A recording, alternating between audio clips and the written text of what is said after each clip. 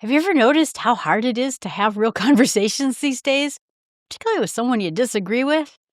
That's what we're going to talk about today. Hi, this is Jill from the Northwoods talking about how to improve your life one small step at a time. We see all around us that people either have debates or shouting matches. And we talked about listening and, last week. The idea is that this happens all the time, where not every conversation is about the movie we saw, the bowling score we had, last week. It sometimes will end up being about controversial topics around the dinner table, at work, or even the classroom. And it feels like we're walking through a minefield. It really feels hard. And I don't know about you, but I just sort of avoid all of this. And I'm not going to talk about anyone's opinions or anything back. We're going to talk about skills.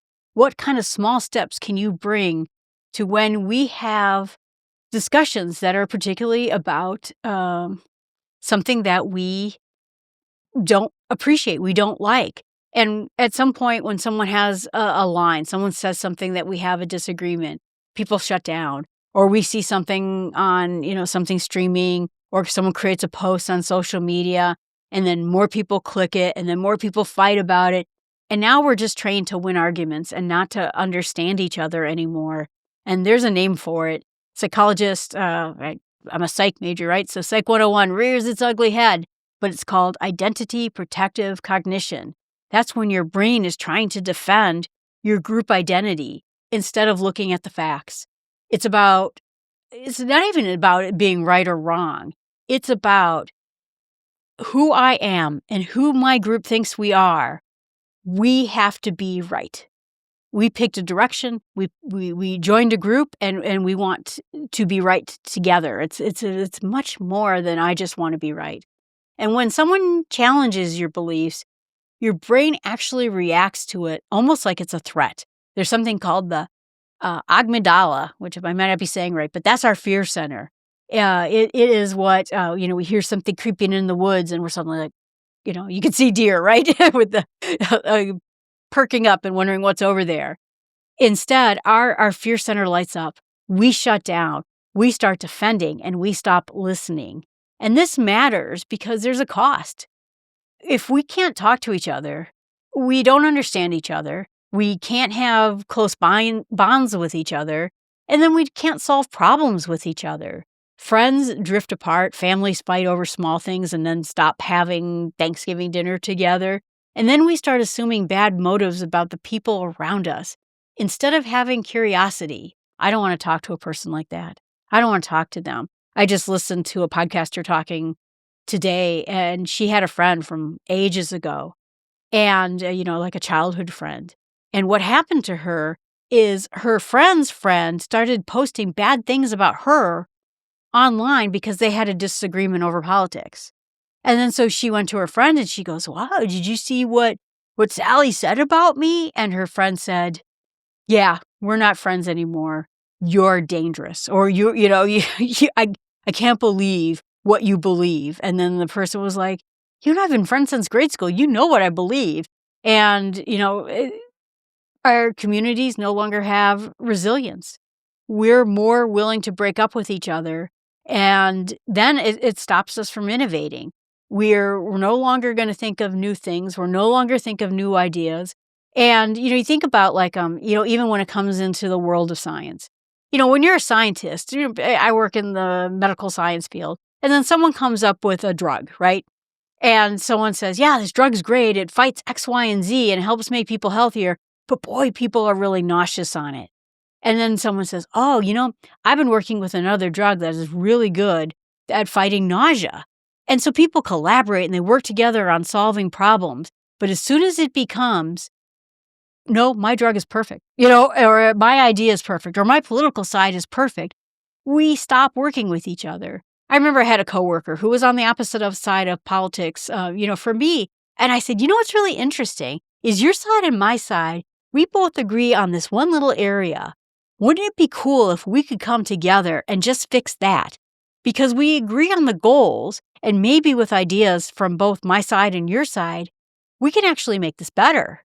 And he looked at me and he's like, No, we're not doing that. I have zero interest in working out, anything with them. And I said, but even if it solved the problem, I think we were talking about something that had to do with an education problem in school. And he's like, no, he would rather not solve the problem than ever have a discussion with those other people. And I thought, wow, that is so interesting. So interesting that you would rather school kids suffer than ever talk and discuss anything with them. And that's, kind of what blew me away about it.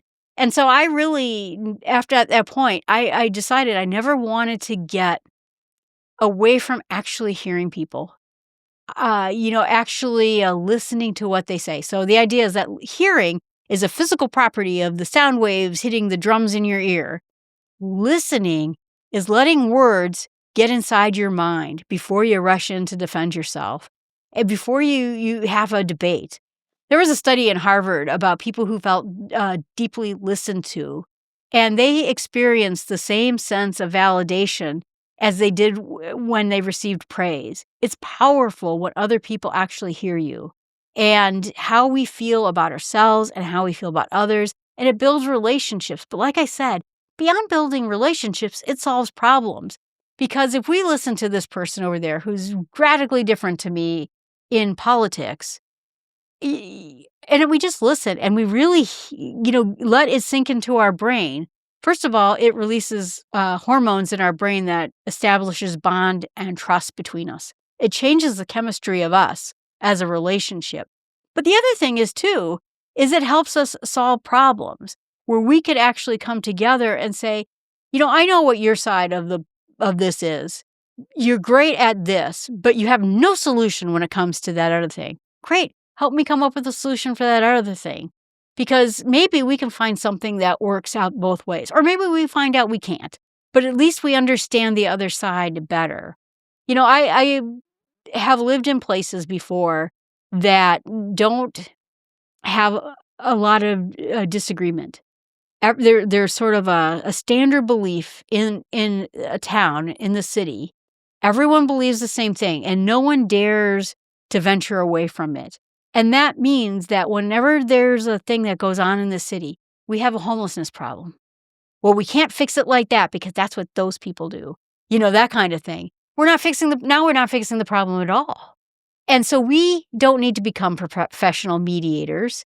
We just need some small real-world way of just listening to each other, particularly when we disagree. And so one step, and we talked about it a little bit last time, is we just pause before replying. When someone has something to say that we don't like, give it a second. Give it a second. It could be awkward because I don't like silence either. But suddenly it can help your brain catch up a little bit. Wait, what did I just hear? And actually listen to what they actually said. Because the problem is we sort of build up these barriers around what each other said. So someone might say something like, well, this is how you fix education. And then you say, oh, yeah, well, you're just a fascist. You know what I mean? You suddenly come up and you've now taken that person's idea and put it in a capsule. Like we take viruses and we build, white blood cells around them.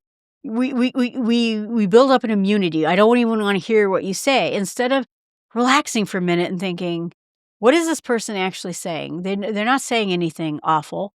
They're saying this. Let's think about that for a minute. Give yourself a chance. So then take a moment to reflect instead of rebut whatever it is they say, fight back with it. And then you can even, like I said, we talked about this last week. So what you're trying to say is, or let me see if I understand this. So what you think is that, if we did it this way, it would get more community involvement in place. Is that how you're saying it? First of all, you're not giving up on your viewpoint. You still have your viewpoint, but you're showing respect to them. And even if you don't like their views, you're taking it in there for a moment. And, like I said, this is how we get solutions. Or you can then get curious about it. How did you get to that point? What led you towards this direction? What did you see that you were thinking that would be a great solution to? Or how did you come to feel that way? Without any sort of defensiveness or saying it like, well, how'd you come to feel like that? Nothing like that. Genuine curiosity. That is the antidote to defensiveness. And then also, this is important, you got to make sure, check your body, right? Is your face scrunched up? Is your jaw tight? Or are you crossing your arms? Or are you leaning away from them like, I don't like what you just said? Your body gives away your emotions all the time. And, this is not just even about, like I said, political things. This could be about something your kid said or something that's going on in your family, or someone says, you know what?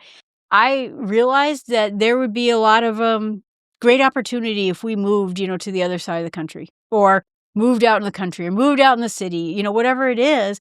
And then suddenly you get defensive, so it may not be politics. It could be anything, is the point I'm trying to say, is can make you defensive. Give it a good listen, or, maybe I want to quit my job and I'd like to really start my own business. Your face scrunched up, you're mad at your spouse, that kind of thing. And the reason that all of this is worth it, like I said, is that, first of all, it is going to build that relationship between you. You're going to feel safe with conversations. There's people I feel safe saying things to, and there are people I don't feel safe to. Probably there's like 4 people in the world I feel safe saying things to, and I mean entirely safe. And then for the most part, you sort of get into my circle of trust, whether you're inside the circle of trust or a little bit farther out. But you learn things. You learn things that an AI or a book could never teach you, because this is a person, having an idea and then, sharing it and saying, well, what if we did something like that? Why would it work if we, funded, the space program through, you know, penny collection jars? I'm just making things up, but you know what I mean? You're, first of all, you're going to separate the idea from an identity. You're going to stop looking at groups and my side versus your side. You're going to learn something that you would never know. And you know what? Maybe you're going to solve a problem that we all thought was unsolvable. When you discover the part of the disagreement, doesn't mean that you have to disconnect. It just means that maybe you agree to disagree. I wish I could just teach the world that statement. I disagree. But that's okay. We can disagree about this. And then the other part is a real challenge, a small step, for all of us to start thinking about the people in our lives we tend to cut off: a friend, a coworker, a family member we just disagree with. I've had, like I said, over politics, my work never talked about politics, but, I've had coworkers who, I worked for a software company, right? I was one of the original employees at that software company. I was the 36th employee. And this person came in with completely different ideas. And what was interesting to me, okay, so I'll say this story, is she came in with her very interesting ideas because she came from another organization. And most people in that organization were like, no, that sounds like a really bad idea. We've been always doing it this way and we should do it this way. And I was firmly in that side, but I listened. I want to hear what her opinion is. How is this going to improve things? How are your changes going to make it different? I'm kind of curious about that. So anyway, eventually she became a director of a particular area in this company, and a brand new employee came in, and the employee came to me in tears one day, and she said, oh, I just told that person my idea. I thought it was a really good idea, and she just stomped all over and told me I was wrong and that I should just do things her way. And I thought, oh boy, 4 years ago, dude, she was you. That happened to her too. So, I think we get stuck, whether, like I said, it doesn't have to be politics. It could be work things. It could be whatever it is. I saw, there was a joke, I think it said, how many light bulbs does it take, or how many people does it take to change a light bulb at a corporation? And it says 5. 1 to change the light bulb and 4 to say they liked it better the old way.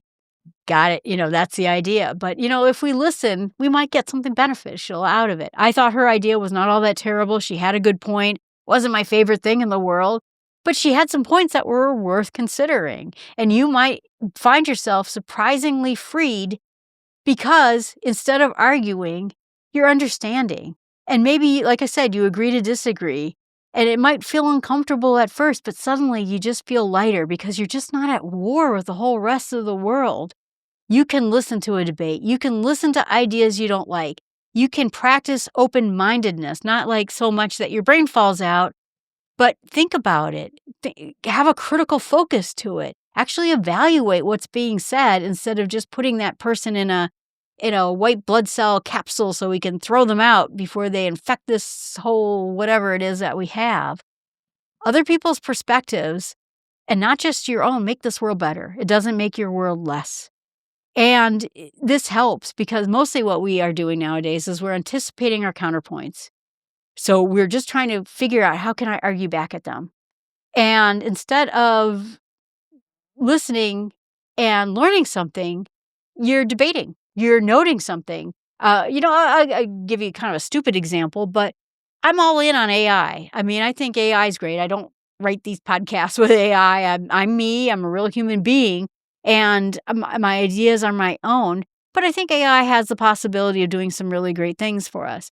And I was talking to my brother, who is a little bit more skeptical about AI, and I said, I think it's going to help us in so many ways because now people will be these advanced programmers who will be able to look at code and analyze it better and not spend time writing itty bitty code that anyone could do. Or you will have editors out there who will be able to look at the bigger point of a book instead of just going and looking at all the nuanced grammar and, word choices and that. And he says, well, you're right. But how do we get advanced developers and advanced editors when we never have that job of junior editor or new hire developer?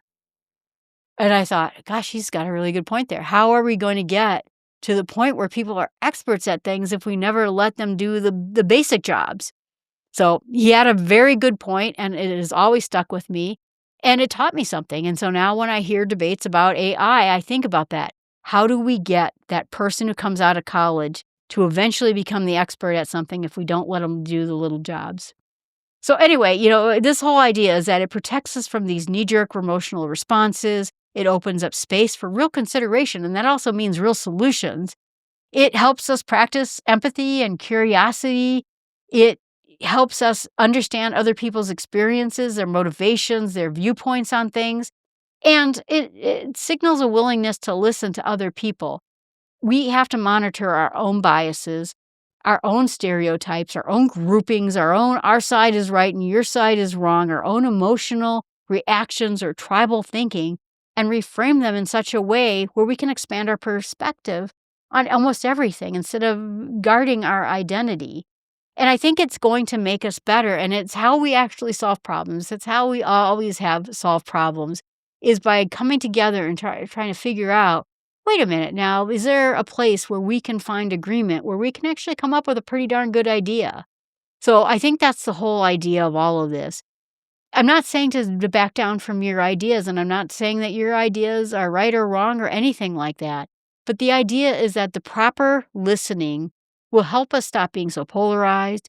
It will foster better communications, dialogues between other people, and better relationships. And like I said, it's the only way we're going to solve our problems. If we keep, and like I said, not necessarily talking about politics, but we do it your way every 4 years, and then we do it their way every 4 years, and we just keep switching back and forth all the time, we never really get anywhere, do we? We never make progress in the things that matter the most to us. And so I think that's the reason why I wanted to do this podcast. Like I said, not necessarily about politics. It was even people in my work environment who just had a different idea how to do something in software. So we build so many walls, and maybe the biggest small step we could take is that small step towards each other, where we start doing the one small thing, which is just listening again. It's not going to fix everything, but it still will start opening doors, and that's where the solutions are, with you standing in the door and me standing in the door and us listening to each other. Oh gosh, I hope that helps. I hope that's something that's good, that's been helpful to you. We don't want to get to the place, sometimes there's something called a backfire effect, and essentially where people double down. And it's not even an education thing. There was an interesting study that showed some of the most educated people in a particular area will actually double down harder than someone who is a novice in that area. So you and I are talking about the practical pros and cons of AI. And instead of, someone like me who's like, well, I'm just kind of a consumer of AI. I know some things and not other things.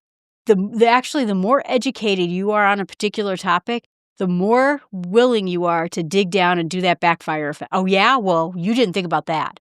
90% of arguments, between people, it has really not even to do about the facts. It has to do with the tone, how you said something. You always hear that, right? Between spouse fights. Well, it's not what you said, it's how you said it. But it's actually really true because you can have a debate and, same thing with that person who came crying into my office. And I said, it's a great idea. And I think that we can talk about it, but you also have to kind of, think about the fact this is your first day in this job. And I know you're looking to make an impact. I know when I'm, in my job, I'm looking to make an impact too. But, why don't you look how we do things for the next couple of months. See how, the pros and cons, go on some customer trips. Eventually, because she had such a bad relationship with other people, she started going on customer trips with me. And I started explaining, well, this is why I do this, and this is how I'm doing this. And the reason I'm asking these questions is not because I really care about the answers, but I want to make them think about the questions. That kind of idea. But it opened up space so that now she could learn about how we were actually doing it.